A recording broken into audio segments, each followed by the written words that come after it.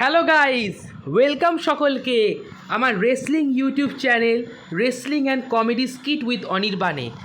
আজকের ভিডিওটা হচ্ছে প্রেডিকশন ভিডিও। হ্যাঁ, কারণ এই শনিবারই আছে ব্যাশ ইন বার্লিন জার্মানিতে।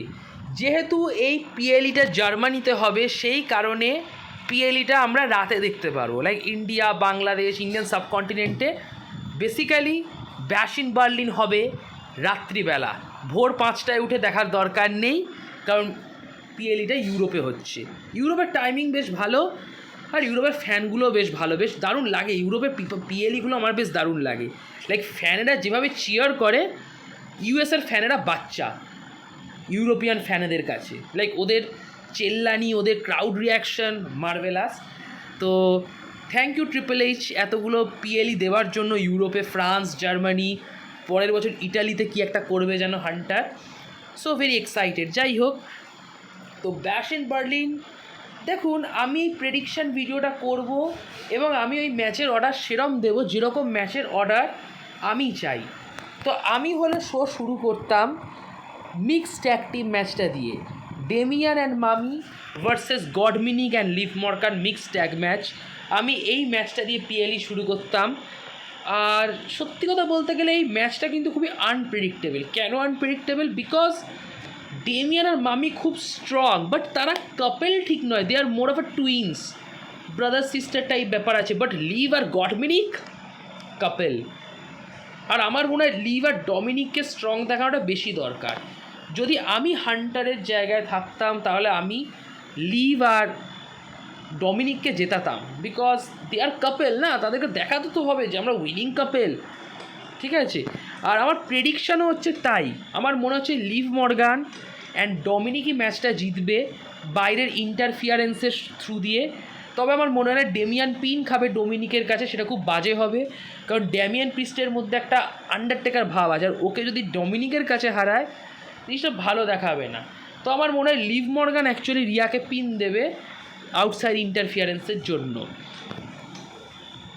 সেকেন্ড ম্যাচ আমি রাখবো Drew McIntyre versus CM Punk strap match. আর সত্যি কথা বলতে গেলে যে বেস্ট রাইভেলরি এখনও পর্যন্ত, বাট ড্র্যাগ হচ্ছে কিছু কিছু জায়গায়। যেন মনে হচ্ছে যে রাইভেলরিটা অনেক বেশি ড্র্যাগ হয়ে যাচ্ছে, কারণ সেম ব্রেসলেট নিয়েই চলছে। বাট লাস্ট সপ্তাহে রতে যে প্রোমোটা দেখলাম, লাস্ট সপ্তাহ কেন, এই সপ্তাহে রতে যে প্রোমোটা দেখলাম ম্যাকিন্টায়ারের থেকে, তাতে বুঝলাম যে না, এখন ব্রেসলেট না, আরও অনেক কিছু জিনিস নিয়ে ম্যাকিন্টায়ার রাইভালরিটাকে ফায়ার করছে। আর পাঙ্কও করছে, দুজনকেই ক্রেডিট দিতে হয়, হান্টারকেও ক্রেডিট দিতে হয়। তো এই ম্যাচটা একটাই উইনার হতে পারে, এটাই আমার প্রেডিকশান। আমি হলেও তাই করতাম। আমি যদি হান্টারের জায়গায় থাকতাম, আমি সিএম পাঙ্কে ম্যাচটা জেতাতাম। বিকজ 1-1 করাটা খুব দরকার। কারণ আমরা এটুকু তো কনফার্ম যে সেপ্টেম্বরের শেষে যে ব্যাড ব্লাড পিএলই আসছে ইউএসএতে, তাতে Punk versus McIntyre hell in a cell match হবে। তো যদি hell in a cell match করতেই চায়, পাঙ্ককে একটা ম্যাচ জিততে হবে। পাঙ্ক ফার্স্ট ম্যাচ হেরেছে, তো অবভিয়াসলি সেকেন্ড ম্যাচ পাঙ্ক জিতবে, সেটাই হওয়া উচিত। আর এটাই আমার প্রেডিকশান, পাঙ্ক ড্রুকে হারাবে স্ট্র্যাপ ম্যাচে। থার্ড ম্যাচ আমি রাখতাম উমেন ট্যাগ টিম টাইটেল ম্যাচকে। আর সত্যি কথা বলতে আমার আয়লাকে খুব ভালো লাগে, বিকজ আয়লাকে দেখতে বেশ হট। বাট হটনেস দিয়ে তো আর সব কিছু বিচার করা যায় না। আপাতত ওদের women tag team title run horrible, মানে খুবই হরেবল। আমার তো পোষাচ্ছে না, কিছুটা মিস আছে আলবা আর আয়লার মধ্যে। তো আমি হলে বিয়াঙ্কা জেটকে দিয়ে দিতাম টাইটেল, কারণ দুজনেই স্ট্রং। আর জেট কার্গিল আর বিয়াঙ্কার ট্যাগ টিমের টাইটেল রানটা আমরা খুব একটা দেখতে পেলাম না, because Clash at the Castle পিএলির জন্য স্কটল্যান্ডে হয়েছিল। আর ওরা হান্টার, আলবার, আয়লাকে টাইটেল দিয়ে দিয়েছিল স্কটল্যান্ডের লোকেদের খুশি করার জন্য। তো আমার মনে হয় যে জেট থেকে, মানে আমরা বিয়াঙ্কা ভার্সেস জেট পাওয়ার আগে একটা সেকেন্ড টাইটেল রান দেখা ডিজার্ভ করি বিয়াঙ্কার জেডের। তো এটাই আমার প্রেডিকশানও। আমার মনে হচ্ছে বিয়াঙ্কার জেড টাইটেলটা রিগেইন করবে, দেন রেসেলমেনিয়ার আগে ওরা টাইটেল হারাবে, দেন বিয়াঙ্কা ভার্সেস জেড আমরা রেসেলমেনিয়া দেখব পরের বছর, যেটা বেশ ব্যাঙ্গার রাইভেলরি হবে। দেন ফোর্থ ম্যাচ আমি রাখবো Cody Rhodes versus Kevin Owens. That's right. আর এই ম্যাচের স্টোরি তো কিছুই নেই। আমি জানি না এটা কার মাথার idea, like horrible story line. Because এই রাইভালরি স্টার্টিংটা কীভাবে হয়, একটা নাম্বার 1 কন্টেন্ডার ম্যাচও রাখেনি ট্রিপল এইচ। অ্যাটলিস্ট একটা নাম্বার 1 কন্টেন্ডার ম্যাচ রাখতে পারতো, যে ম্যাচে কেভিন জিততো।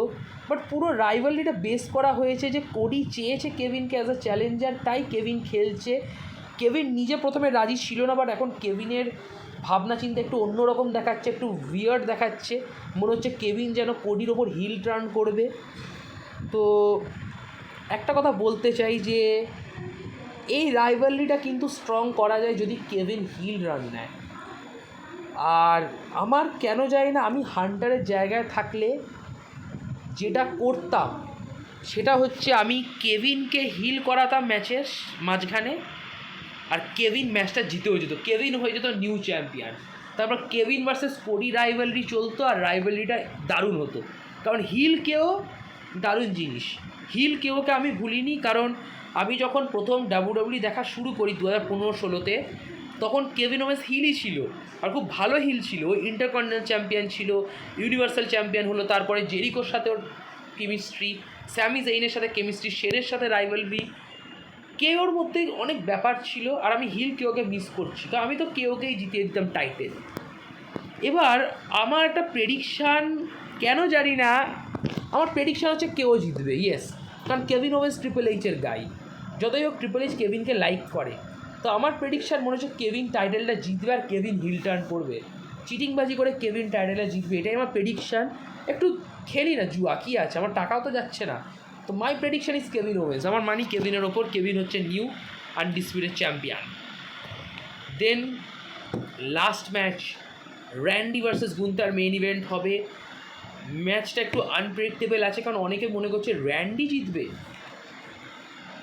আমার মনে হয় না, কারণ র্যান্ডি যদি যেতে তাহলে র্যান্ডি রতে চলে আসবে, আর আমার কেন জানি না মনে হচ্ছে র্যান্ডি রতে আসবে না, র্যান্ডি স্ম্যাকডাউনেই থেকে যাবে, ঠিক আছে। আর Randy versus Cody in future তো হবেই, সো র্যান্ডি থাকবে স্ম্যাকডাউনে। তো আর গুন্থারের ঘরের মাঠ প্লাস গুন্থারের ফার্স্ট ডিফেন্স। তো আমার প্রেডিকশান হচ্ছে ম্যাচটা জিতবে গুন্থার, আর আমিও চাই, আমিও হান্টারের জায়গায় থাকলে গুন্থারকেই জেতাতাম।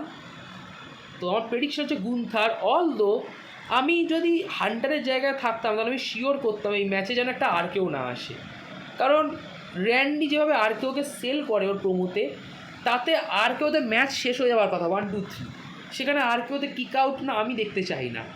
আমি চাই ম্যাচটা টেকনিক্যাল ম্যাচ হোক, আর র্যান্ডি যতবার আর কেউ দিতে যাবে ও কাউন্টার করবে, আর আলটিমেটলি র্যান্ডি আর কেউই দিতে পারবে না, গুন্থার ম্যাচটা জিতে যাবে পাওয়ার বম দিয়ে। যে গুন্থার তখন বলবে তুই বলেছিলিস না আর কেউ দিয়ে আমার হারাবে, কিন্তু আর কেউই দিতে পারলি না। আর গুন্থারের স্ট্র্যাটেজি হবে এটা, আর কেউ না খাওয়া।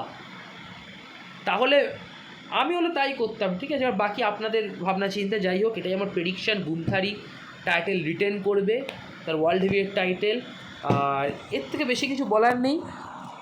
যদি আপনাদের এই ভিডিওটি ভালো লাগে অবশ্যই ভিডিওটি লাইক করে দেবেন, ভিডিওটি নিজের রেসলিং বন্ধুবান্ধবদের মধ্যে শেয়ার করবেন, আর অবশ্যই আমার ইউটিউব চ্যানেলটি সাবস্ক্রাইব করবেন। আপনাদের সাপোর্টের খুব দরকার, প্লিজ আমার ইউটিউব চ্যানেলটি সাবস্ক্রাইব করুন, নোটিফিকেশান বোতামে ক্লিক করবেন যাতে সময় মতো আপনার ভিডিওর আপডেট পান, আর কমেন্ট বক্সে কমেন্ট করে আপনাদের অপিনিয়ন জানাবেন।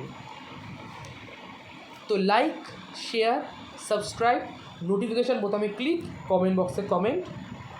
শুভরাত্রি, নমস্কার।